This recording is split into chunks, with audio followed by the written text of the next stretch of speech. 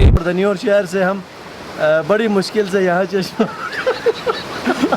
धन्यवाद से चश्मा होटल का वो सीन ऐसा दो जिक्र करने के काबिल वो नहीं। वाला सीन जो है ना, हम आपको नहीं बताएंगे कि क्या परेशानियां में हुई। तो उठा ली। जल्दी जल्दी खाना खा लेते हैं।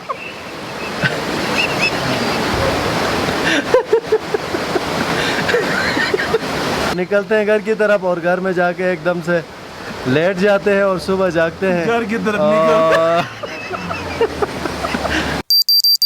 यहाँ जिधर भी गए ना, लोगों में किसी के साथ बैड बिहेवियर, चाहे हम पेट्रोल पंप पे गए, किसी दुकान में, किसी होटल में, किसी गुजरते हुए राह में देख, किसी से कोई ऐसा नेगेटिव पॉइंट ऑफ व्यू से कोई बात करते हुए नहीं। यार नदीम भाई, सुलझे हुए शरीफ लोग। मेरी दुआ है अल्लाह से कि इन लोगों के अंदर जो इंसानी जज्बा है ना, जो इंसानियत है, जो अखलाक है, जो इतनी अजीम जज्बे हैं, ये हमेशा के लिए कायम रहें। इसी चीज़ की वजह से यहाँ टूरिज़म बढ़ेगी और टूरिस्ट के लिए भी तो बहुत अच्छा लगता है। बाज़ टूरिस्ट से हमने बात की तो वो भी बड़े मुतासिर थे कि यार यहाँ एक ऐसा खित्ता है पाकिस्तान का जहाँ पर इंसानियत, जहाँ पर खुलूस अभी भी बाकी है और पूरा मन जगह है भाई। यहाँ टूरिस्ट रात को भी, दिन को भी, रात के 4-4 बजे, जब हम परसों आए थे ना गिलगित से, तो हम 12:30 बजे पहुँचे थे। तो रास्ते में हमने देखा कि इतने सारे टूरिस्ट आ रहे हैं, जा रहे हैं, और एक जगह हमने देखा कि टूरिस्ट रुक के ना रात को लाइटें लगा के तस्वीरें और वीडियो बना रहे थे।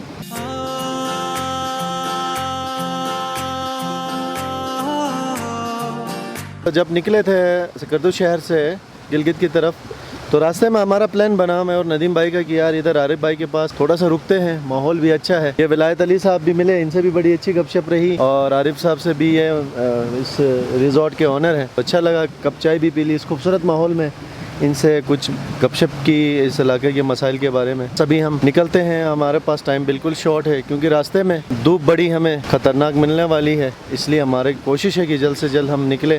अरे भाई बहुत शुक्रिया आपका, thank you so much sir, बड़ा अच्छा लगा, और इंशाल्लाह हम आएंगे अगली दफ़ा, अल्लाह ने ज़िंदगी दी तो आपका भी बहुत बहुत शुक्रिया, थैंक यू। बाय बाय से कर दो, इंशाल्लाह दोबारा आएंगे और हमारी बड़ी अच्छी यादें वाबस्ता है। ये देखें, ये रास्ता सिकरदू शहर का, और ये है कराकरम हाईवे तक।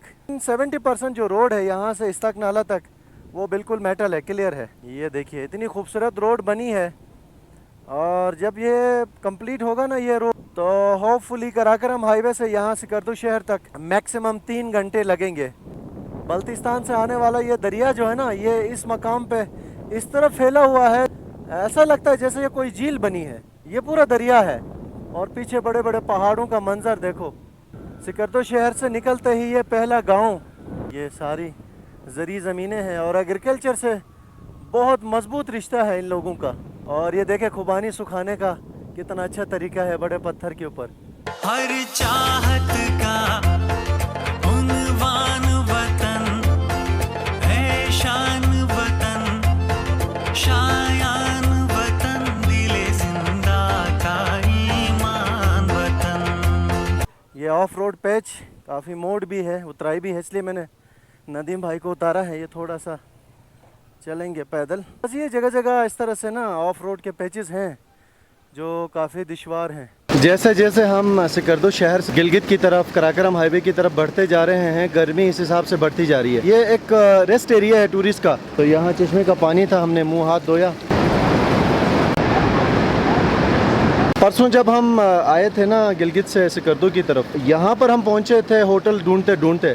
नदीम भाई को बहुत परेशानी थी, बाइक पे मुसलसल सफ़र की वजह से नदीम भाई बहुत थके हुए थे। होटल ढूंढते ढूंढते हमारे सामने ना एक आखिरी उम्मीद थी, एक आखिरी ऑप्शन था, ये हमारे बैग पे ये होटल। होटल के मैनेजर से हमने बात की और नदीम भाई को बड़ी उम्मीद थी कि यहाँ पे हमें रूम मिलेगा, हम यहाँ स्टे करेंगे। जब हमने पूछा मैनेजर साहब से कि आपके पास रूम्स हैं, हमने रात को स्टे करना है, और मैनेजर साहब ने जो बात की ना, उसके बाद हमें इतनी हंसी आई और पूरे रास्ते हम हंसते रहे, और अभी वापस आके यहाँ रुके हैं और होटल देख के भी अभी हमें हंसी आई। मैनेजर साहब ने हमें कहा कि कमरे तो हैं हमारे पास, लेकिन हमारे पास बिस्तर नहीं है। हमें बड़ी हैरत हो गई, हमने पूछा यार आपने इतना होटल खोला है, किराया देते हो, रात 12 बजे तक बैठे हो और आपके पास बिस्तर नहीं है। उसकी बात जो है ना, जब भी हम याद करते हैं हमें बड़ी हंसी आती है। इस होटल की हम बात करते हैं, और काफ़ी बड़ा होटल है, देखो कम से कम 8 से 10 कमरे हैं यहाँ पर। हमें आधा किलो सेब से सर्दियाँ नहीं गुजारनी है। गरम है, धो के खाना है, धो के। तो कोई बात नहीं।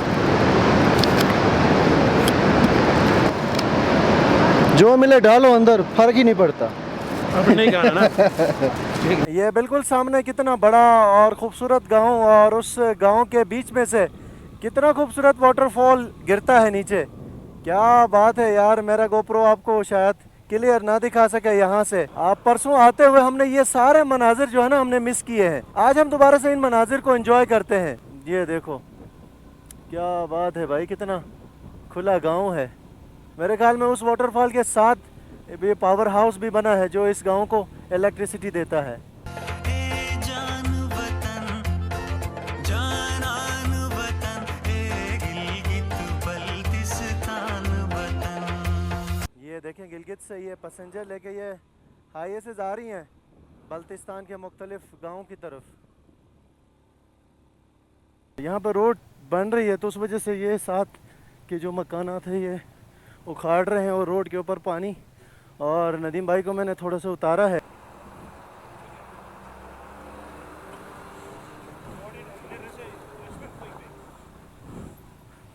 ये देखो अब जहाँ पे ऑफ रोड है ना, इतना मुश्किल कि आपने खुद ही देखा, रास्ता भी इतना तंग और सामने से ट्रक आ रहा था। बड़ी मुश्किल से मैंने बाइक को साइड कर दी। आओ बैठो नदीम भाई, यार बैठो ना।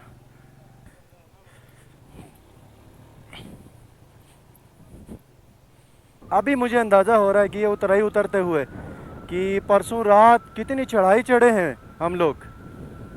और ये सामने देखो छोटे छोटे खेत, जहाँ जहाँ पे ऑफ रोड के पैचेस हैं ना, इस तरह के काफ़ी डेंजरस, ऊपर ऐसे ख़तरनाक पहाड़, और ऐसा लगता है कि ये अभी टूटने वाले हैं। और सामने ये ऑफ रोड और नीचे ये ख़तरनाक दरिया। इन तीनों चीज़ों को बैक वक्त देख के थोड़ा सा खौफ दिल ही दिल में आता है। यार भाई पहाड़ देखो, ये कितना अंदर से काटा है भाई। देखो उसका किनारा बाहर है और हम बिल्कुल अंदर हैं। यार ये कितना डरावना पहाड़ है भाई। ऐसे पहाड़ों का सिलसिला तो आपको इस रोड के ऊपर जगह जगह मिलेगा।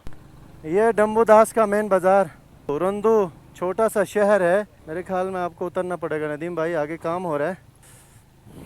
आगे से वैगन आ रही है और कहीं कहीं पे इस वजह से ना काफ़ी दुश्वारी हमें होती है। और पीछे भी काफ़ी एक जगह पे इस तरह से हुआ था, सारा का सारा कीचड़, और फिर अपोजिट साइड से अगर गाड़ियाँ भी आएँ तो फिर मुश्किल और बढ़ जाती है। तो हम आराम आराम से हम लोग, ये देखें ना खड्डे देखो।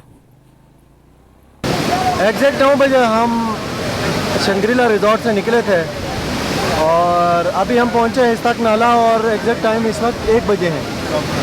आप देखें 9 से 1 बजे तक 10, 11, 12, 13 4 घंटे। अब अंदाजा है 4 घंटे लगे। हमारा टारगेट था वैसे 2 घंटे का। यहाँ इस्ताक नाला में क्या ठंडा माहौल है भाई इस खतरनाक गर्मी में। ये देखो इनका जो लॉन है ना होटल का, क्या बात है भाई। और नीचे से ये दरिया देखो, दरिया की वजह से यहाँ का मौसम इतना ठंडा है।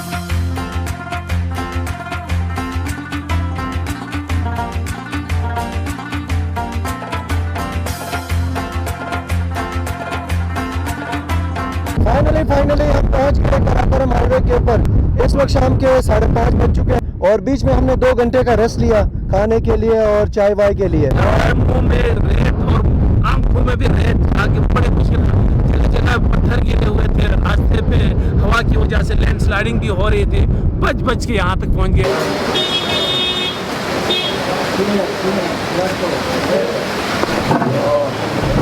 वाह, ऑलराइट गाइस, कराकोरम हाईवे के ऊपर पहुंच के हमने आप लोगों को थोड़ा सा अपडेट देने की कोशिश की थी, लेकिन उस वक्त इतनी तेज़ हवा चल रही थी कि हमें यकीन है कि हमारी आवाज़ आप तक नहीं पहुंच पाई होगी। और सिर्फ बताना ये था कि सिकरदू शहर से कराकोरम हाईवे तक हमें कोई 8 घंटे लगे, लगभग 8 घंटे लगे। और वापसी का रास्ता क्या बताऊं मैं आपको कि वापसी का जो सफ़र है ना बहुत एडवेंचरस रहा। और अभी हम पहुंचे हैं सीधे चश्मा होटल, और चश्मा होटल में पहुंच के एक गिलास ठंडा पानी पिया और सारी की सारी थकावट हमारी अभी खत्म हो अब गई। वो सीन जिक्र ही नहीं किया है। कराकुरम हाईवे पे हम निकल के उस आंधी के बाद हम निकले, रास्ते में वो बारिश हुई और ऊपर से पत्थर गिर रहे थे, तेज बारिश, हम कहीं रुकने का भी ऑप्शन नहीं है, पीछे से भी लाइट से आगे भी भागे हैं, वहाँ से आगे तो ऐसी बाइक चलाई मैंने ना दबा के, वो थकन, वो गीलापन याद नहीं आता। ऊपर की तरफ देखते हुए मैं कह रहा था थोड़ा लेफ्ट नहीं थोड़ा राइट चला लेना, लेफ्ट साइड से पत्थर गिर रहे हैं। हम सब कुछ भूल के ना, हमें फिक्र थी ऊपर से स्लाइडिंग ना हो, तो ऐसी स्पीड से मैंने बाइक चलाई और आगे जाकर दुकान के शेड पे हमने पनाह ली। और जब बारिश थम गई तो हम सीधे पहुंचे दनियोर शहर, और दनियोर शहर से हम बड़ी मुश्किल से यहाँ चश्मा होटल का वो सीन ऐसा दो जिक्र करने के काबिल नहीं। वो वाला सीन जो है ना, हम आपको नहीं बताएंगे कि क्या परेशानियां में हुई। हमारा आज का जो हमारा सफर है ना, बहुत ही एडवेंचरस रहा, बहुत भूख लगी है, भूख लगी है मुसलसल सब, और नदीम भाई से बर्दाश्त नहीं हो रहा था, वो शुरू हो गए। यहाँ से घर तक का जो रास्ता है ना, हार्डली 10-12 मिनट का है, तो जल्दी जल्दी खाना खा लेते हैं।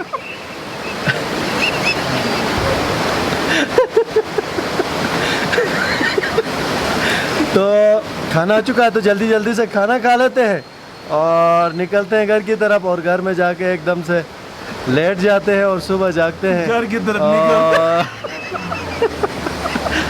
आज का ये व्लॉग यकीनन आप लोगों को बहुत एडवेंचरस लगा होगा, और इस पूरे सफ़र में अल्लाह ने हमारी मदद की, इस वजह से हमने ये अपना सारा ट्रिप कंप्लीट किया। और इतने चैलेंजेस आए ना रास्ते में, क्या बताएं, लेकिन अल्लाह की मदद थी अल्हम्दुलिल्लाह। वीडियो को हम यहीं पे एंड करते हैं। Thank you so much for watching this vlog, और मिलते हैं अगले वीडियो में। थैंक यू सो मच, अल्लाह हाफिज़।